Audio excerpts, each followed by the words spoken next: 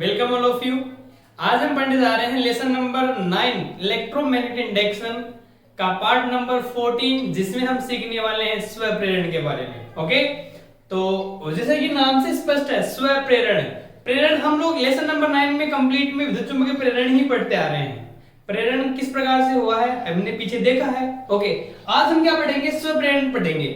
स्व मतलब खुद के कारण प्रेरण। इसका मतलब ये हो गया कि आपके पास कोई एक कुंडली होगी या परिपथ होगा, उसमें आप क्या करेंगे? खुद के कारण जो आप पे धारा प्रवाहित की जा रही है उसके कारण से ही उसमें प्रेरित धारा या विद्युत वाहक बल उत्पन्न होता है। वो जो घटना वो स्व प्रेरण है। तो समझते हैं पहले किस प्रकार से होता है। ओके, तो सबसे पहले आप लोग क्या करेंगे, एक डायग्राम बना लेते हैं ताकि हम लोग एक बात सीख लें, उसके बाद इसको परिभाषित करते हैं।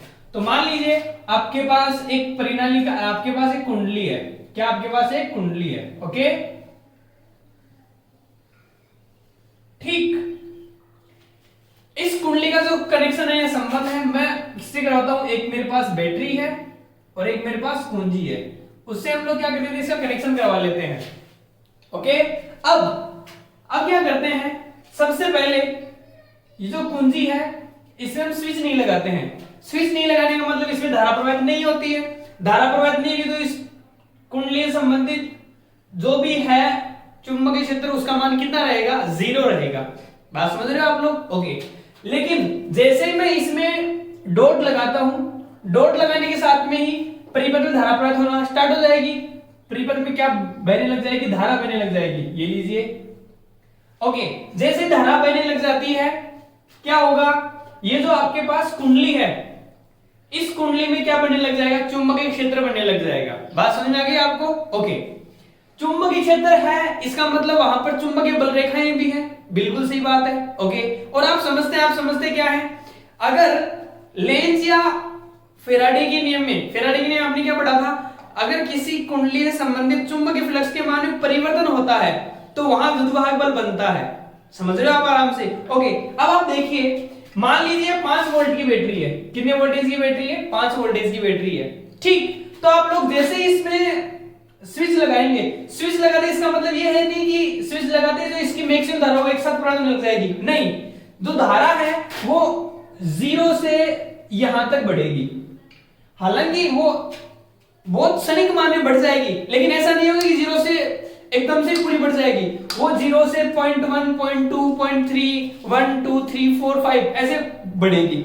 इसका मतलब ये हुआ कि धीरे धीरे क्या हो रहा है? धारा का मान बढ़ रहा है। जैसे आप लोग स्विच में डॉट लगाते हैं, डॉट लगाने से धारा प्रवाहित होगी। धारा जो है वो मिनिमम मान से मैक्सिमम मान तक बढ़ के जाएगी। ओके, जैसे जैसे धारा का मान बढ़ता जाता है, आप शायद जानते होंगे B समानुपाती I होता है। आप क्या जानते हो? B समानुपाती I होता है। बिल्कुल, हमने लेसन नंबर 7 में सीखा है और हम जानते हैं अगर धारा का मान बढ़ता है तो चुंबकीय क्षेत्र का मान भी बढ़ता है। ओके, तो आप मेरे को बताइए, प्रारंभिक अवस्था में जैसे हम लोग यहाँ पे डॉट लगाएंगे, यहाँ बैटरी जो धारा निकलेगी उसका मान 0 से मैक्सिमम तक बढ़ेगा। जैसे जैसे 0 से मैक्सिमम तक इसका मान बढ़ेगा, धारा का मान बढ़ने का मतलब किसका मान बढ़ना? चुंबकीय क्षेत्र का मान बढ़ना। इसका मतलब ये हो रहा है कि 0 से मैक्सिमम तक जाते वक्त धारा के मान में परिवर्तन होता है, और धारा के मान में परिवर्तन होने से किसके मान में परिवर्तन होगा? चुंबकीय क्षेत्र के मान में परिवर्तन होगा। और आप जानते हैं, आप क्या जानते हैं? अगर चुंबकीय क्षेत्र के मान में परिवर्तन होता है तो इसमें से जो बल रेखाएं गुजर रही हैं उनके मान में परिवर्तन होगा, क्योंकि जो चुंबकीय बल रेखाएं होती हैं वो किसको निरूपित करती हैं? चुंबकीय क्षेत्र की तीव्रता को। अब आप बताइए, अगर चुंबकीय क्षेत्र परिवर्तित हो रहा है तो यहां से गुजरने वाली बल रेखाएं भी चेंज होती रहेंगी। इसका मतलब ये हुआ, यहां पर अगर चुंबकीय क्षेत्र का मान चेंज हो रहा है या परिवर्तित हो रहा है तो यहां पर अवश्य ही किसका निर्माण हो जाएगा? फ्लक्स का निर्माण हो जाएगा। बात समझ रहे हो आप लोग? और जो फ्लक्स बन रहा है वो फ्लक्स नियत मान का है, परिवर्तित मान का? सर, परिवर्तित मान का होगा। क्यों होगा? क्योंकि I 0 से मैक्सिमम तक बढ़ रही है, परिवर्तित हो रही है, तो B का मान भी परिवर्तित होगा। और आप जानते हैं, आप क्या जानते हैं? फाई होता है B vector dot A vector. पढ़ा आप लोगों ने? अगर B का मान बढ़ता है तो फ्लक्स का मान भी बढ़ता है। बात समझ रहे हो? इसका मतलब ये हो गया कि समय के साथ में धारा का मान बढ़ेगा, चुंबकीय क्षेत्र का मान बढ़ेगा। चुंबकीय क्षेत्र के मान के बढ़ने से फ्लक्स का मान भी बढ़ता है, मतलब परिवर्तित होता है। और आप जानते हैं फैराडे ने क्या कहा था, अगर किसी कुंडलीय संबंधित चुंबकीय फ्लक्स के मान में परिवर्तन होता है तो विद्युत वाहक बल प्रेरित होता है। अगर परिपथ बंद है तो किसका निर्माण हो जाएगा, धारा का निर्माण हो जाएगा। बात समझ रहे हो? तो अब आप देखिए, क्या यहाँ पर आपके पास कोई और दूसरी कुंडली है? नहीं, हमारे पास केवल अकेली कुंडली है। इस कुंडली का जब हमने कनेक्शन किया किससे, कुंजी से, और हमने बैटरी से कनेक्शन किया, जैसे हमने कुंजी में डॉट लगाई, हमने क्या देखा, धारा का मान 0 से अधिकतम तक बढ़ता है, मतलब परिवर्तित होता है, तो चुंबकीय क्षेत्र का मान भी परिवर्तित होगा। चुंबकीय क्षेत्र के मान में परिवर्तन से फ्लक्स के मान में भी परिवर्तन होता है। और हमने फैराडे और लेंज के नियम में क्या सीखा है, हमने फैराडे के नियम में सीखा है कि किसी कुंडली संबंधित फ्लक्स के मान में परिवर्तन होता है तो क्या बनती है, प्रेरित विद्युत वाहक बल बनता है या धारा बनती है। समझ रहे हो? और वो जो धारा की दिशा होती है, विद्युत वाहक बल की दिशा होती है, वो उसी कारण का विरोध करती है जिसके कारण से वो उत्पन्न होती है। क्या ये धारा का मान जब प्रारंभ होता है तभी बनता है या फिर खत्म होने में भी बनता है विद्युत वाहक बल? तो चेक करते हैं। जब हम लोग डॉट हटाएंगे, ये तो कब की स्थिति, जब हमने डॉट लगाई, जैसे हम डॉट हटाएंगे तो अधिकतम से 0 की तरफ धारा आएगी। कहां से कहां आएगी? अधिकतम से सपोज 5 एम्पीयर थी तो 5 एम्पीयर 0 एम्पीयर तक आएगा, क्षणिक आएगा जरूर लेकिन चेंज होते जाएगा। तो जैसे ही अधिकतम से 0 की तरफ आएगा, आप क्या देखेंगे, फिर से धारा के मान में परिवर्तन हो रहा है। धारा के मान में क्या आ रही है, कमी आ रही है। इस बार क्या हो रहा है, धारा के मान में कमी हो रही है, तो चुंबकीय क्षेत्र के मान में भी कमी होगी। तो चुंबकीय क्षेत्र के मान में कमी होने से फ्लक्स के मान में भी कमी होगी। इसका मतलब ये हो गया, इसका मतलब क्या हो गया कि जब हम लोग यहां पर, हम लोग कहां पर, इसमें जब डॉट लगाते हैं या इसमें से डॉट हटाते हैं तो दोनों ही अवस्थाओं में क्या होता है, इस कुंडली में से गुजरने वाली धारा के मान में परिवर्तन होता है, जिसके फलस्वरूप यहाँ चुंबकीय क्षेत्र के मान में परिवर्तन होता है, और चुंबकीय क्षेत्र के मान में परिवर्तन होने से फ्लक्स के मान में परिवर्तन होता है, और फैराडे या लेंज के नियम से यहाँ पर प्रेरित विद्युत वाहक बल बनता है। ये इसी कुंडली में हुआ है, इसलिए इस घटना को हमने क्या नाम दिया है, स्वप्रेरण नाम दिया है। इसमें कोई दूसरी कुंडली नहीं है, अकेली एक कुंडली है, इसलिए हमने इसको क्या नाम दिया है, स्वप्रेरण, खुद के कारण प्रेरण। ठीक है, तो हम लोग परिभाषा लिखते हैं। हम लोग परिभाषा क्या लिखते हैं, जब किसी कुंडली या परिपथ में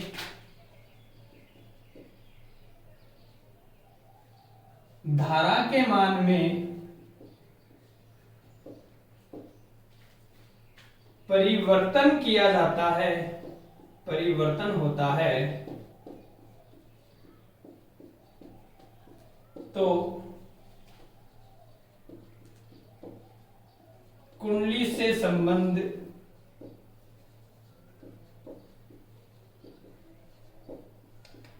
चुंबकीय क्षेत्र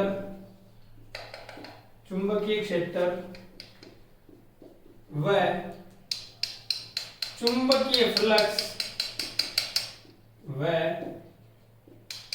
चुंबकीय फ्लक्स के मान में परिवर्तन के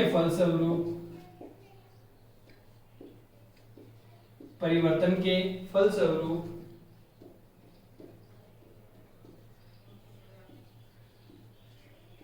कुंडली में विद्युत वाहक बल प्रेरित होने की घटना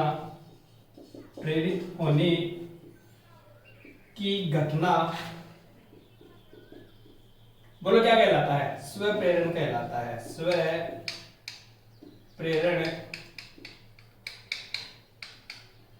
कहलाती है। ओके, तो ये क्या हो जाएगी, इसकी परिभाषा हो जाएगी। ठीक है, हमने क्या किया, हमने एक कुंडली ली है और कुंडली में हमने जो धारा प्रवाहित की है उसके मान में हमने परिवर्तन किया है, तो परिवर्तन के फलस्वरूप क्या होगा, यहाँ पर चुंबकीय क्षेत्र के मान में परिवर्तन होगा, और चुंबकीय क्षेत्र के मान में परिवर्तन होने से फ्लक्स में परिवर्तन होगा, और फ्लक्स में परिवर्तन होता तो क्या होता है, विद्युत वाहक बल बनता है, फैराडे और लेंज के नियम से। ओके, दिशा की बात करें तो इसकी दिशा किस प्रकार से होती है, हम जानते हैं फैराडे और लेंज के नियम में हमने जो दिशा देखी थी वो उसी कारण का विरोध करती है जिसके कारण वो उत्पन्न होती है। इसका मतलब ये हो गया, इसका मतलब क्या हुआ कि ये जहां यहाँ विद्युत वाहक बल बना कैसे था, धारा में परिवर्तन होने से बना था। अरे हाँ या ना? तो धारा में परिवर्तन होने का क्या करेगा, ये विरोध करेगा। समझ रहे हो? तो ओके, ध्यान रखना, स्वप्रेरण में जो धारा की दिशा होती है वो इस प्रकार से होती है कि वो चुंबकीय फ्लक्स के मान में होने वाले परिवर्तन का विरोध करती है। बात समझ में आप लोग? ओके, अगर दिशा दिखाना चाहे वास्तव में आप लोग तो दिशा किस प्रकार से होगी, देखिए। मान लीजिए ये मैं कुंडली को L नाम दे देता हूं। ये कुंडली कौन है, L, ये मान लीजिए P है और ये मान लीजिए Q है।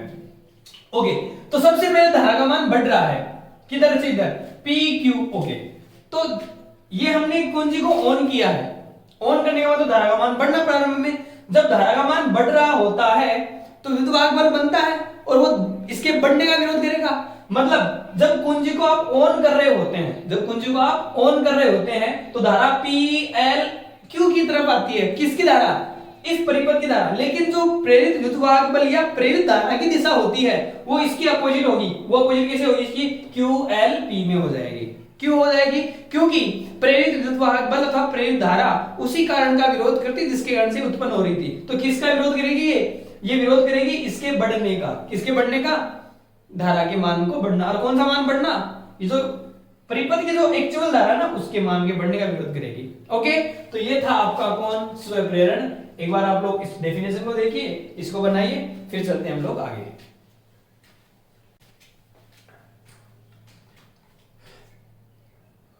यस, अभी हम लोग बहुत महत्वपूर्ण टॉपिक करने जा रहे हैं, ध्यान सुनेंगे। स्वप्रेरण गुणांक या स्वप्रेरकत्व, बहुत अच्छा टॉपिक है, देखिए। ओके, ये स्वप्रेरण गुणांक, अभी जो हमने स्वप्रेरण की घटना देखी थी उसमें गुणांक आएगा जिसको हम लोग L से दिखाएंगे। किससे दिखाएंगे, L से। और किस प्रकार से क्या बनने वाला है वो देखिए। अभी हमने क्या देखा, अभी हमने देखा कि धारा के मान में जो परिवर्तन होता है उसके फलस्वरूप हमने देखा चुंबकीय क्षेत्र में क्या परिवर्तन होगा, और अगर चुंबकीय क्षेत्र के मान में परिवर्तन होता है तो फ्लक्स में परिवर्तन होता है। तो अभी हमने क्या देखा, हमने देखा था कि B समानुपाती I होता है और फाई समानुपाती B होता है। ओके, हमने क्या देखा कि अगर I का मान परिवर्तित होता है तो B का मान परिवर्तित होता है, और अगर B का मान परिवर्तित होता है तो फाई का मान भी परिवर्तित होता है। अभी हमने देखा था आपके पास एक कुंडली थी, ओके, और यहां हमने हमने बैटरी लगाई थी और कुंजी लगाई थी। तो जब हमने यहां पर धारा प्रवाहित कराई तो धारा के मान में परिवर्तन होने से क्या हुआ, चुंबकीय के मान में परिवर्तन हुआ, जिससे फ्लक्स के मान में परिवर्तन हुआ। तो क्या आप लोगों को एक चीज दिख रही है, हमें क्या दिख रहा है कि इसके मान में परिवर्तन होने से किसके मान में परिवर्तन होता है, फ्लक्स के मान में परिवर्तन होता है। समझ गए आप लोग? तो हम लोग यहां से एक लाइन लिख लेते हैं। हम लोग यहां से क्या दिख जाता है, हमें यहां से दिखता है कि जब किसी कुंडली से संबंधित धारा के मान में परिवर्तन होता है तो किसके मान में परिवर्तन होता है, उससे संबंधित फ्लक्स के मान में परिवर्तन होता है। बात समझ रहे हो आप लोग? ओके, तो हम लोग यहां से लिख लेते हैं, जब किसी कुंडली में प्रवाहित धारा को परिवर्तित किया जाता है, परिवर्तित किया जाता है, तो उस कुंडली से संबंधित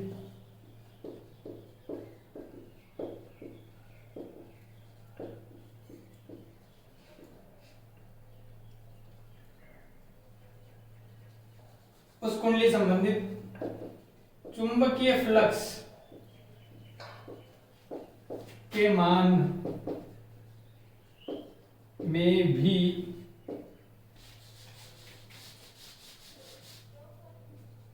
परिवर्तन होता है। ओके, अर्थात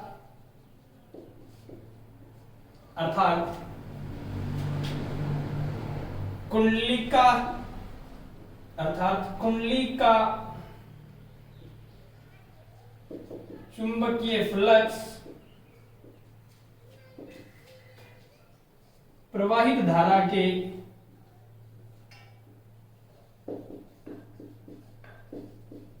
समानुपाती होता है।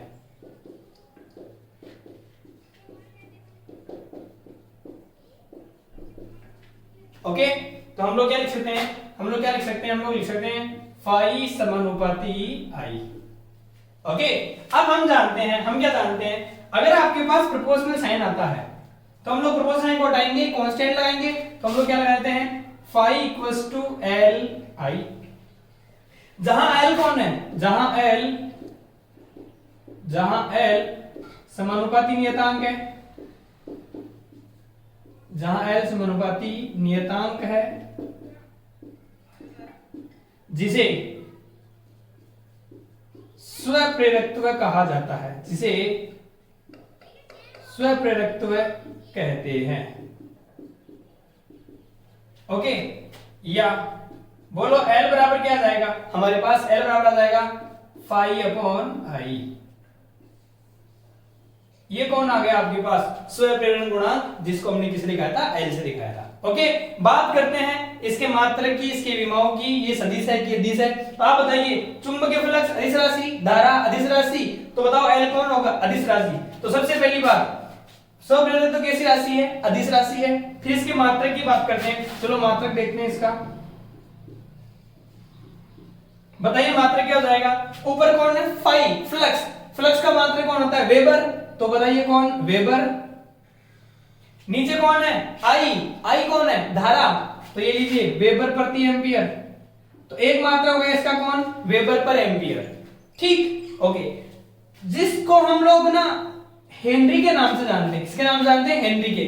एक साइंटिस्ट था जिसने प्रेरकत्व और प्रेरण के बारे में काफी सारे चीजें, आंकड़े इकट्ठे किए थे, उन्होंने काफी सारे इस पे एक्सपेरिमेंट किए थे, इसलिए उनके सम्मान में इसका मात्रक रखा गया। तो इसका मात्रक वेबर पर एम्पियर को हम लोग क्या बोल सकते हैं, हेनरी बोल सकते हैं। तो याद रखना इसका मात्रक कौन होता है, हेनरी भी होता है। ओके, चलो इसका अन्य मात्रक को देखते हैं। यहां हमने क्या लिखा है, वेबर, वेबर किसका मात्रक है, फ्लक्स का। और आप जानते हैं फाई इक्वल टू होता है B vector dot A vector. Phi अदिश राशि, धारा भी अदिश राशि, तो एल कौन सी राशि, अदिश राशि, तो प्रेरक तो अदिश राशि होती है। ओके, तो अब हमें एक मात्रक और लिखना है, यहां वेबर, वेबर का मात्रक कौन हो सकता है, टेस्ला इनटू मीटर स्क्वायर। तो लिख दें यहां पे कौन, tesla into metre square divided by कौन, एम्पियर। तो ये लीजिए कौन, एम्पियर। ये इसके मात्रक हो गए। चलो विमा की बात करते हैं, इसकी विमा निकालते हैं हम लोग, आ जाइए विमा निकालते हैं। रटेंगे नहीं, निकालना सीखेंगे। तो सबसे पहले मैं किसकी विमा, टेस्ला की, मीटर स्क्वायर फिर एम्पियर की। ओके, टेस्ला मतलब चुंबकीय क्षेत्र की विमा निकालनी है। आप याद कीजिए चुंबकीय बल F बराबर क्या होता है, QVB sin थीटा, कोई वैल्यू नहीं होती उसकी। तो बताओ B बराबर क्या हो जाएगा, B बराबर हो जाएगा F upon QV। Okay, F कौन है, बल, फोर्स, और बल का मात्रक न्यूटन, न्यूटन की विमा निकाल दो, क्या होती है M1 L1 T-2। ये किसकी विमा, बल की। ओके, नीचे आवेश, आवेश की होती है AT, तो ये लीजिए A1 T1। ये कौन है, वेलोसिटी, वेग, वेग की विमा होती है मीटर पर सेकंड, मीटर पर सेकंड मतलब L1 T-1। तो ये किसकी विमा जाएगी, यहां से B की विमा जाएगी, ये ऊपर जाएगा। तो बताओ B की विमा टोटल क्या हो जाएगी, B की विमा हो जाएगी, ये लीजिए M1 L, देखो ये L0 कैंसिल हो जाएगा, तो L0, T देखो T1 T-1 कैंसिल, तो ऊपर कितना T-2 और A-1 चला जाएगा ऊपर। तो ये किसकी विमा, चुंबकीय क्षेत्र की विमा। तो रख दीजिए, बताओ सबसे पहले किसकी विमा रखेंगे, चुंबकीय क्षेत्र की विमा। तो बताओ कितनी, M1 L0 T-2 A-1, ये किसकी विमा, चुंबकीय क्षेत्र की विमा। ओके, इनटू फिर कौन है, मीटर स्क्वायर, लेंथ है L2, ये लीजिए कौन, L2 divided by ampere, ampere कौन, A1। अब आप इसको कॉमन कर दीजिए, इसकी फाइनल विमा जाएगी, बताओ कौन, ऊपर कौन, M1 L, देखो ध्यान से, यहां L0 है, यहां पे L2, तो ये लीजिए L2, फिर T देखिए T-2 और A-1 ऊपर से एक और जाएगा, तो A-2। तो ये किसकी विमा जाएगी, स्वप्रेरण गुणांक की। बताओ क्या, M1 L2 T-2 और A-2। ठीक है, तो ये कौन है, स्वप्रेरण गुणांक। अच्छा, एक छोटी सी बात, क्या स्वप्रेरण गुणांक किसी भौतिक राशि पर निर्भर करता है, और करता है तो किस पे निर्भर करता है उसकी बात हम लोग करते हैं। आ जाइए एक बार, L बराबर क्या है, फाई अपॉन आई आ गया। फाई कौन है, फाई है फ्लक्स, और फाई का मान क्या होता है, B इंटू ए। इसका मतलब ये हो गया कि कहीं ना कहीं ये क्षेत्रफल में निर्भर कर रहा है, और क्षेत्रफल तो कोई ना कोई आकृति होती है। इसका मतलब ये हो गया कि जो आपके पास कुंडली है उस कुंडली की आकृति पर निर्भर करता है। ओके, अब हम क्या लिख रहे हैं, बी तो धारा, बी कौन है, चुंबकीय क्षेत्र, और बी का मान आपने अगर मान लीजिए ये परिनालिका है, ये जो कुंडली किस रूप में हो, परिनालिका के रूप में हो, तो परिनालिका का चुंबकीय क्षेत्र का फॉर्मूला कितना होता है, B = म्यू नॉट Ni होता है। तो बताओ धारा पर निर्भर करेगा नहीं करेगा, करेगा सर। म्यू नॉट माध्यम पे निर्भर करेगा, निर्वात की चुंबकशीलता, माध्यम की चुंबकशीलता अलग अलग, और ये n एकांक लंबाई घेरों की संख्या, तो लंबाई में निर्भर करेगा। तो बताओ किस किस में निर्भर करने वाला है, हम लोग इसको लिख लेते हैं यहाँ पर एक बार आप लोग यहां तक करिए, उसके बाद में चलते हैं हम लोग आगे। ओके, की निर्भरता,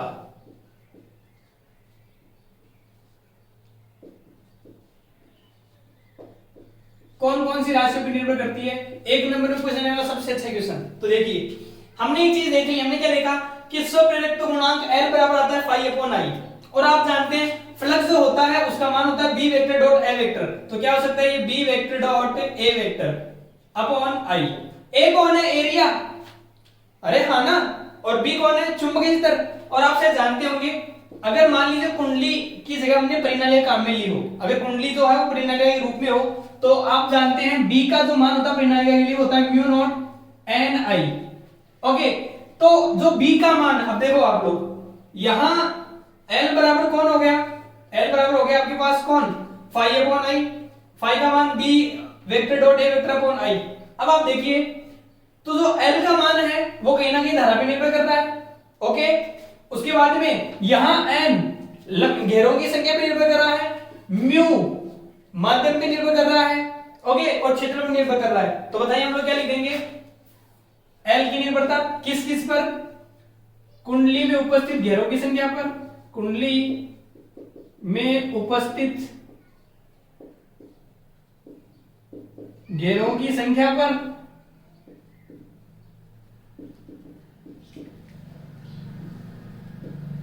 कुंडली के आकार अथवा आकृति पर,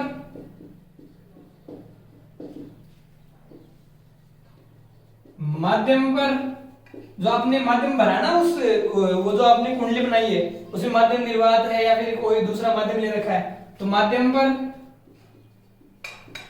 और कुंडली पर प्रवाहित होने वाली धारा पर निर्भर कर रहा है। ओके, तो ये इन चीजों पर निर्भर करता है। ठीक, ओके, एक छोटा सा बात और, जो प्रेरित विद्युत बल बनता है L के कारण उसका मान कितना आता है उसको हम लोग देखते हैं। तो आप लोगों ने लेंज और फैराडे के नियम से पढ़ा होगा, हमने क्या पढ़ा होगा, लेंज और फैराडे के नियम से।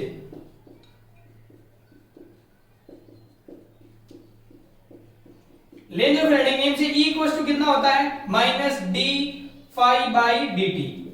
यहां फाई कौन है, चुंबकीय फ्लक्स। अब आप बताओ मेरे को यहां से फाई बराबर एल आई हो जाएगा, तो बताओ क्या हो जाएगा, E equal to minus D by D T. बोलो फाई की वैल्यू कितनी, एल आई, और आप जानते हैं एल तो कौन है, कांस्टेंट, तो कौन सा जाएगा बाहर। तो बताओ यहां से विद्युत बल E का मान कितना हो जाएगा, माइनस एल आ जाएगा बाहर, और कौन, D I by D T. Okay, तो ये किसका मान हो जाएगा, स्वप्रेरकत्व के कारण विद्युत बल का मान होता है। ओके, तो इस फॉर्मूले को आप याद रखेंगे, लेसन नंबर 10 में बहुत काम में आएगा। ठीक, क्या काम में आएगा कि आपके पास जो कुंडली है उस कुंडली में विद्युत बल जो बनता है उसका मान कितना होता है स्वप्रेरकत्व के कारण, तो कितना होता है, E equals to minus L D I by D T. ठीक है, तो कुंडली या जो कुंडली है उसके कारण स्वप्रेरकत्व का जो मान होता है, स्वप्रेरकत्व के कारण जो विद्युत बल बनता है उसकी वैल्यू कितनी होती है, E equals to minus L D I by D T होता है। समझ गए आप लोग। ओके, तो ये कुछ बातें हैं जो आप लोगों को स्वप्रेरण गुणांक या स्वप्रेरकत्व की बातें आपको याद रखनी है, यहां से एग्जाम में क्वेश्चन बन सकता है। आप आराम से इसके नोट्स बनाएंगे और स्टडी करते रहेंगे। मिलते हैं बच्चों अगले वीडियो में, तब तक के लिए गुड बाय, गुड लक। और अगर आपको हमारा वीडियो पसंद आता है तो आप इसे लाइक अवश्य करें, कमेंट्स करें, अपने फ्रेंड्स तक शेयर करें, और अगर आपको किसी टॉपिक में कोई दिक्कत है तो आप अवश्य शेयर करें, हम आपकी हर एक प्रॉब्लम का सॉल्यूशन करने का कोशिश करेंगे। मिलते हैं अगले वीडियो में।